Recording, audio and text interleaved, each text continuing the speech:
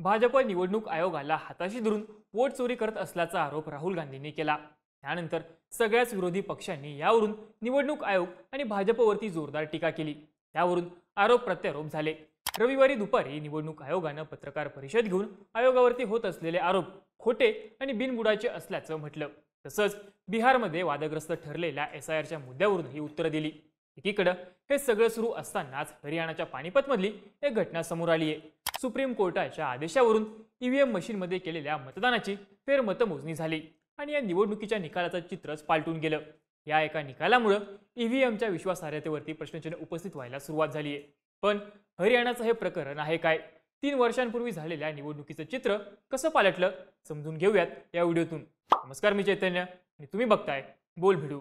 3 वर्षांपूर्वी हरियाणाच्या पानिपत पासून थोड्याच अंतरावरती असलेल्या बाणा लाखू या गावामध्ये ग्रामपंचायतीची एक निवडणूक पार पडली। सगळ्याच निवडणुकांमध्ये जे होतं ते इथेही झालं। एक उमेदवार विजयी झाला तर दुसरा पराभूत। पण आता सर्वोच्च न्यायालयाच्या एका आदेशामुळे हा निकालच फिरलाय। इथे जिंकलेला उमेदवार पराभूत झालाय तर पराभूत झालेल्या उमेदवारानं हरलेली बाजी जिंकलीये। आता ही निवडणूक होती ग्रामपंचायतीची, पण यामध्ये थेट देशाच्या सर्वोच्च न्यायालयाचा हस्तक्षेप झाल्यानं या प्रकरणाला मोठं महत्त्व प्राप्त झालं। तसं आधी हे प्रकरण उच्च न्यायालयात सुद्धा गेलं होतं, पण उच्च न्यायालयानं फेरमतमोजणीला नकार दिला आणि हे प्रकरण सर्वोच्च न्यायालयामध्ये गेलं।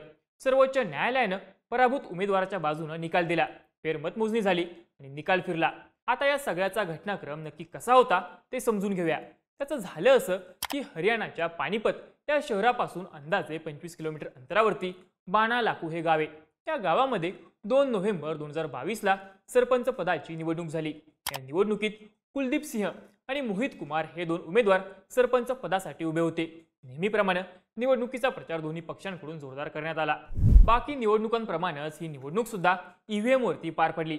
निकालानंतर या निवडणुकीत कुलदीप सिंह यांना 1117 तर मोहित कुमार यांना 804 मतं मिळाली।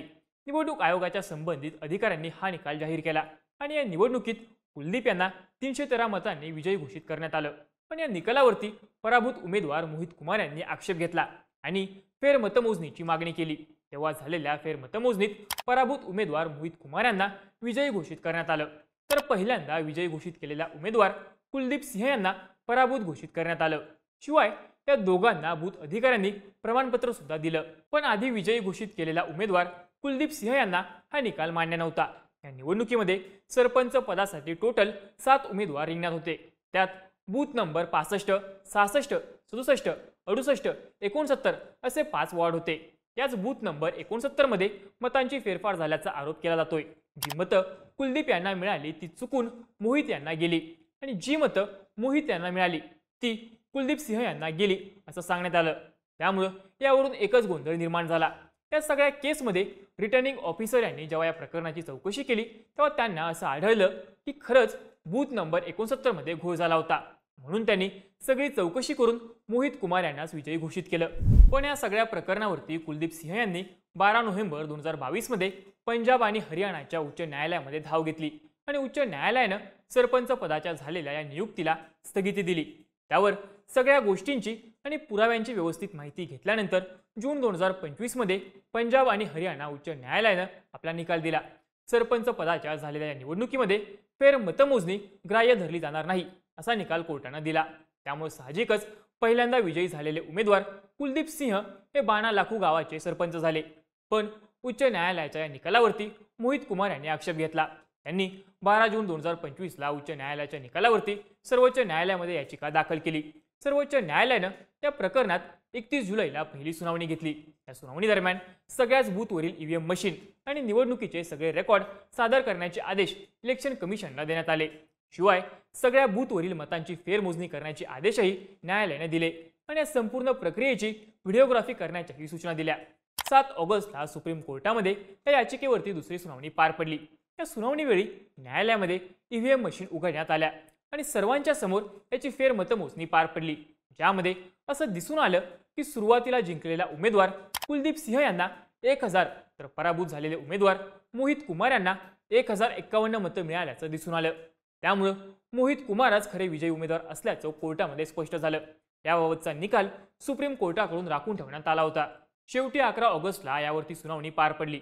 आणि कोर्टानं आपला अंतिम निकाल दिला. सर्वोच्च न्यायालयाचे न्यायमूर्ती सूर्यकांत, दीपांकर दत्ता आणि NK सिंग यांच्या खंडपीठानं मोहित कुमार यांना 51 मतांनी विजयी घोषित केलं आणि 2च दिवसांमध्ये त्यांना सरपंच पदाची शपथ देण्याचे आदेश दिले.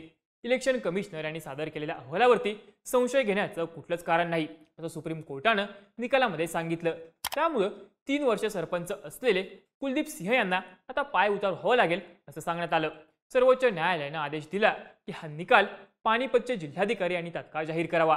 सर्वोच्च न्यायालयाच्या आदेशानुसार 14 ऑगस्ट 2025ला district development and panchayat officer म्हणजेच DDPO राजेश शर्मा यांनी मोहित कुमार यांना बाणालाखू गावचेच नवे सरपंच म्हणून शपथ दिली. या सगळ्या घटनेनंतर इलेक्शन कमिशन आणि EVM मशीन यांच्या विश्वासार्हतेवरती पुन्हा एकदा प्रश्नचिन्ह उपस्थित केले जात आहेत. आधीच बिहारमध्ये SIR प्रक्रियेत 65 लाख लोकांची नावं काढून टाकण्यात आल्याचं प्रकरण गाजतंय. त्यातच राहुल गांधींनी निवडणूक आयोगावरती वोट चोरीचे आरोप केलेत. त्यात आता याच महिन्यात EVMच्या निकालावरती आक्षेप घेत 3 वर्षांपूर्वीच्या एका केसचा निकाल आला. निवडणुकीच्या निकालावरती आक्षेप घेणं आणि फेरमतमोजणी होणं या गोष्टी कायमच घडत असतात. पण एका सरपंच पदाच्या निवडणुकीत थेट सर्वोच्च न्यायालयानं हस्तक्षेप करून फेरमतमोजणीचा आदेश देणं ही देशातली पहिलीच घटना आहे. त्यामुळेच 3 वर्षांपूर्वी झालेली ही निवडणूक आता ऐतिहासिक आणि चर्चेची ठरते. पण सोबतच EVM आणि निवडणूक आयोगाच्या कारभारावरही संशय निर्माण करण्याचं प्रमाण वाढू शकतं असंही आता म्हटलं जातंय. या सगळ्या प्रकरणाबद्दल तुम्हाला काय वाटतं? तुमची मतं आणि प्रतिक्रिया आम्हाला कमेंट करून नक्की सांगा आणि अशाच माहितीपूर्ण व्हिडिओज बघण्यासाठी बोल बिडूच्या YouTube चॅनलला नक्की सबस्क्राईब करा.